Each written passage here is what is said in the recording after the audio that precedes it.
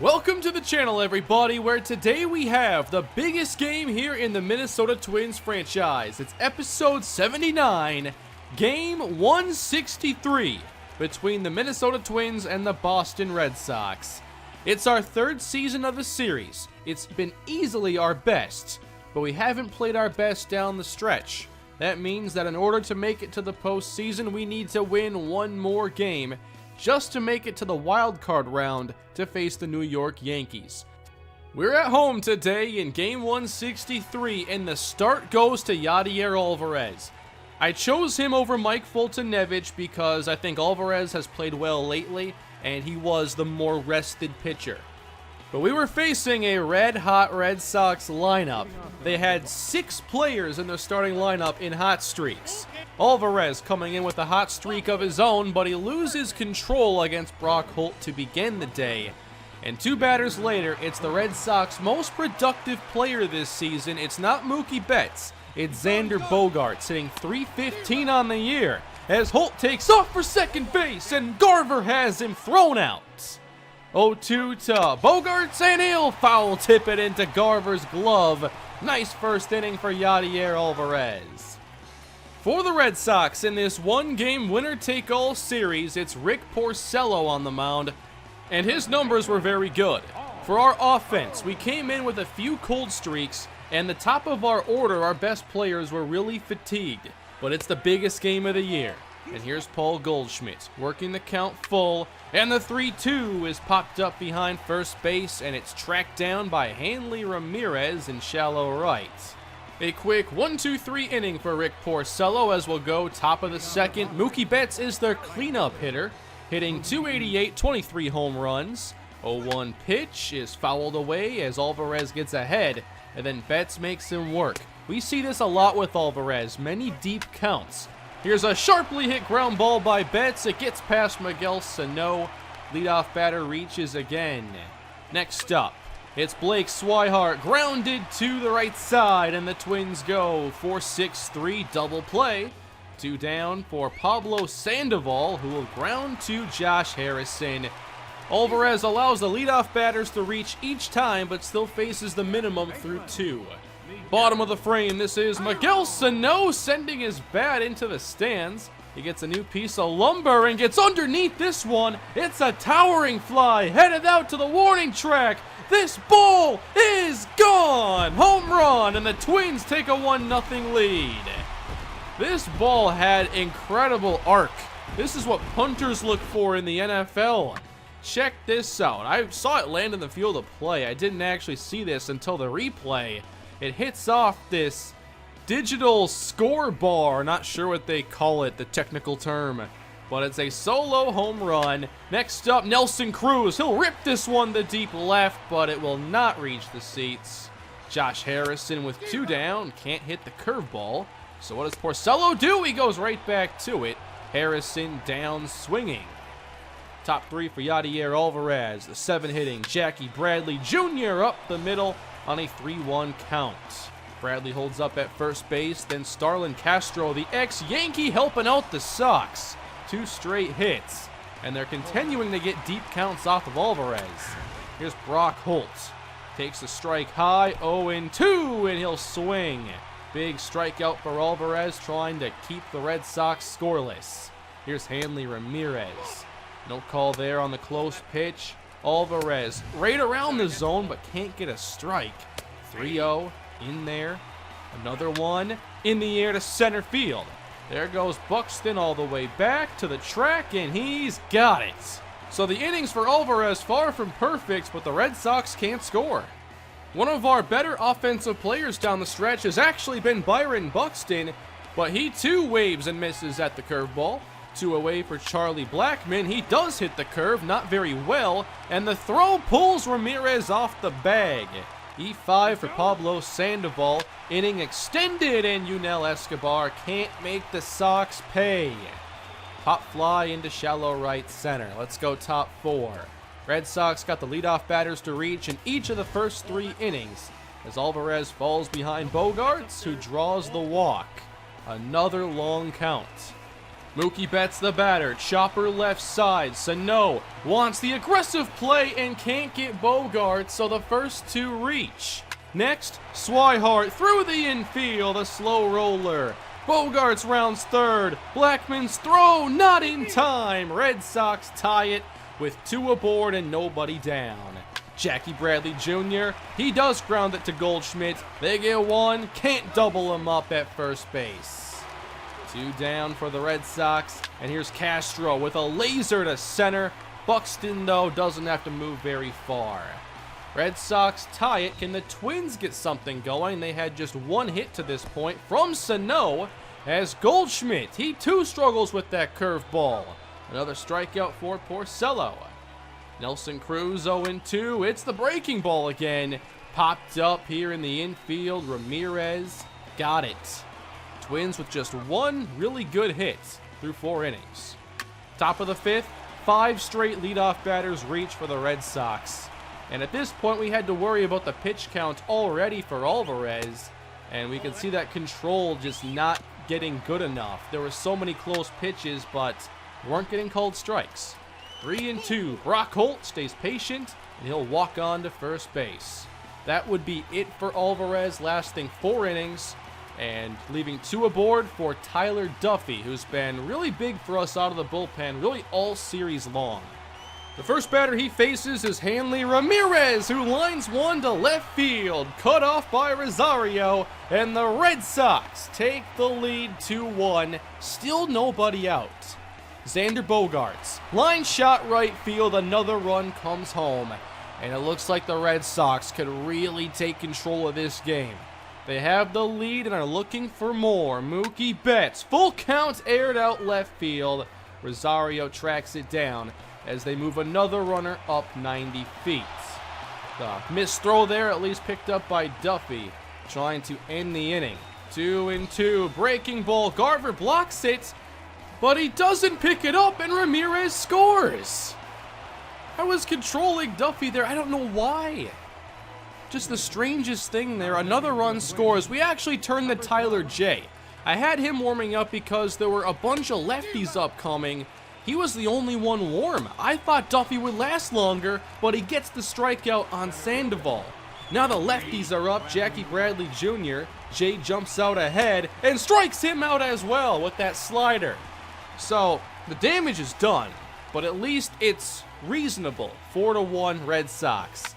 So Garver, after the miscue, he comes back with a single to center. Not exactly making up for it. Then Josh Harrison watches this one hit the backstop. Garver moves up to second base. Let's go to Eddie Rosario's at bat, coming in hitting only .222. First pitch, fly ball center field with some carry, but it's not enough. Garver will move up again 90 feet, and it's up to Byron Buxton to help close the gap a little bit. Buxton had the big hit last episode. Now 1-1, ripped out left field. It's got carry, and it's tracked down by Cody Ash. Buxton can't come through, but that was one of our better swings to this point. On to the 6th inning. Tyler J stays in the game, and that ball gets through. 6 straight leadoff batters. With that, we're lucky to only be down 4-1. Another lefty here, and the curveball swung on and missed. How about that? Tyler J gets Ash looking. 3 strikeouts for J. Next batter, Brock Holt with a runner going. It's caught by Goldie. And the Twins, instead of just touching the bag, pull off some sort of Harlem Globetrotter baseball equivalent. And we go bottom 6. Charlie Blackman, the batter, one of our more fatigued players. 2-2, it's down the line. Hooking, foul into the seats. Porcello on the 2-2 goes back to the breaking ball, and he can't handle it. Porcello knew that curveball was something we couldn't handle. Yunel Escobar, watch out! That hit him in the elbow, not the face. Escobar goes on to first, he's all right. Paul Goldschmidt, runner aboard, needs something big and lines out to Ramirez, who tags the runner. TC knows it. We are running out of time here, and the offense is again struggling. Top 7, we turn to Jake Reed, and he gets the strikeout. We finally made it through an inning without allowing the leadoff batter to reach. It still wasn't a 1-2-3 inning, but the Twins keep it 4-1 with the bullpen coming through. Bottom 7, we really need some production. Miguel Sano, homered earlier, beats the shift into some open space, and he's going to round first. He gets a homer and then a double. Big hit there to start off the inning. Nelson Cruz up next, 1-1. Hits this one on the ground. Chopper left side, can't advance Sano. 1 down. Josh Harrison with 2 away, gets underneath this, jammed into right center. Porcello threw 7, only made 1 big mistake. Other than that, he was excellent. Jake Reed stays in for a second inning, not his normal job, as this is drilled out left field. Starlin Castro, millimeters from a home run. That might be as close as you could possibly get without getting it. And then he grounds it, and the Twins retire the Red Sox in the 8th. Now we're down to 6 outs. We bring some pop off the bench in the form of Daniel Palka for Eddie Rosario. Porcello still in the game. Palka pops up a high fastball. It's not that Porcello didn't give us pitches to hit or that we couldn't hit him. We just hit him extremely poorly. That allowed Porcello to settle in and hang around a long time. But he falls behind to Buxton, who just stays patient, watches 4, and walks to first base. 1 down, Charlie Blackmon behind in the count. Buxton goes 0-2, and they're not going to throw him out. He's in scoring position. Blackmon trying to at least move him over, and he looks at a high fastball that gets a called strike 3. Porcello had excellent control. He stuck around the borders of the strike zone. Yunel Escobar with 2 away pops it up into the outfield, and the Twins are down to their final inning. Here in game 163, it all comes down to this. Red Sox in the 9th get a grounder up the middle, and the Twins turn another double play. 4-1, and the Twins need 3 runs off of one of the best closers in the game. Craig Kimbrell, 46 saves on the season, 71 strikeouts, and only 59 innings. And here's Paul Goldschmidt. Nothing on the day, 0 for 3. And Kimbrell gets ahead of him quickly with the fastballs, and then goes to his knuckle curve. He misses once, outside again, 3 times to make it a full count. The 4th one was also out of the zone. Goldie swings and strikes out, 1 down. Miguel Sano 0-1. Catches up to the fastball, drills it out to center field, and it's catchable for Jackie Bradley Jr. We're down to our final out, everybody, here in year 3. A season we thought would be guaranteed postseason the way it began. Now down to our final out, and Nelson Cruz the batter. Kimbrell deals 2-1. Cruz into center field, not quite finished yet. Cruz reaches first, then we pinch run for him. That puts Mitch Garver in the batter's box. 2-1 from Kimbrell. On the ground, chopped up the middle, picked up, thrown to first, and the season is over. Just like that, the Minnesota Twins lose game 163, and after all of this, no playoffs for the Twins. I can't believe the second half meltdown we had this season. We were a below 500 team after the All-Star break. I'd say somewhere in the realm of 10 games below 500. That's terrible. We did everything possible to blow a huge lead we built up. We were like 20 games above 500, maybe even more, and now we do not make the playoffs. It is easily the largest regular season collapse I've had on this channel for any team. I was absolutely sure this was a playoff team, and I was just wondering, would we get home field advantage throughout, or would we be like the 2 seed or something? I wasn't even thinking about wild card until it came to be our only option, and then we couldn't even make that. Wow, I can't believe it, everybody. I know this team isn't perfect, but to be only 4 games better than last year, that is a huge disappointment given the players we brought in. I wish it would show me the stats for like each month. I love to see our splits and how things got so much worse. Our offense peaked way too early in the year, and by the end of it, we couldn't even win, like, games unless we held the opposing team to 2 or less runs. We lost 8 of 10 down the stretch. I mean, we didn't deserve to go to the playoffs the way that second half went. So as we look ahead to the future, most of our core is still under contract, but we are going to have to make a decision on Miguel Sano. We can likely afford him, but I think he'll want top dollar or close to it, and we'll have to see how we can address other needs on this team. He had a really good season, but I have to just take a look at everything once we get to the off season, which will likely be this weekend. I will update you later this week on that. But what do you think this team needs? What changes this result a year from now? Do we have the right players and got unlucky? I mean, we have great averages all the way through, but the first half was so much better, I think it skews those numbers a little bit. Let me know what you think down in the comments. This year's World Series was won by the San Francisco Giants. Brandon Belt had an excellent postseason, hitting 5 home runs and over 400. Ben Revere was very good, and their pitchers were dominant. For us in the pitching department, I know we can still get a lot better there, but most of that is going to be internal because of all the picks I've spent on great pitchers.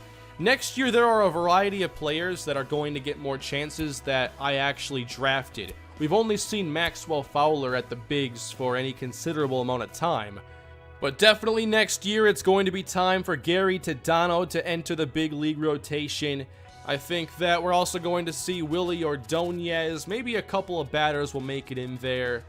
As far as other young players, I think Tyler J earned a spot in the bullpen for next season. He was very good today and ended up with very good numbers in his time at the bigs this season. So we will make some changes. I'm not sure if they're going to be major, but we're definitely going to have to strengthen this roster. It's another offseason, another opportunity. Let's see what we can make happen.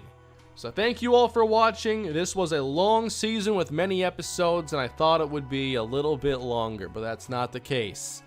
Thank you all for watching. Please leave a like on the video, subscribe to the channel, and let me know down below, what does it take to get this team to the postseason a year from now? Next season is truly playoffs or bust. I will see you all next time. Have a great rest of your day.